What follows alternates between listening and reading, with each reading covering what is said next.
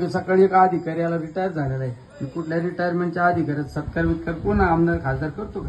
पण मी आमच्या ऑफिसला सांगितलं, म्हणलं या अधिकाऱ्यांचा सत्कार आपल्याला करायचा आणि त्याचा खर्च मी करणार आहे. आणि अतिशय चांगलं काम केलं. आज तुमच्यासारखे काही शिक्षक, मी पाथर्डी तालुक्यात गेलतो साहेब.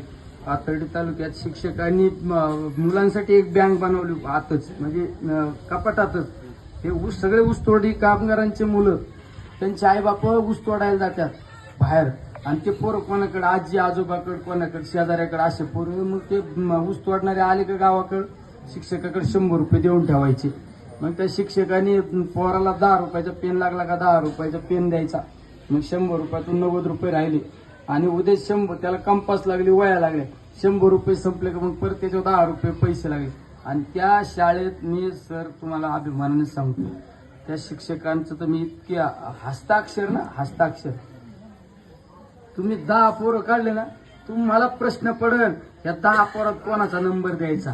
आणि सगळे ऊसतोडणी कामगाराचे पोरं. त्या शिक्षकाला मी खरंच सॅल्यूट केला, म्हणला अरे खरंच काम करतो. आणि एक शिक्षक आपल्या इकडला नेप्तीचा शिक्षक तिथं. असे पण काही शिक्षक लोक तुमच्यासारखे अतिशय चांगलं काम करतात. एवढं शिक्षणाच्या बाबतीत तुम्ही चांगली शाळा करू, रस्ते करू, काय काळजी करू नका.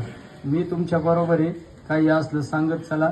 सिद्धेश्वर महाराजांची आज यात्रा, श्रावणाचा आज शेवटचा दिवस.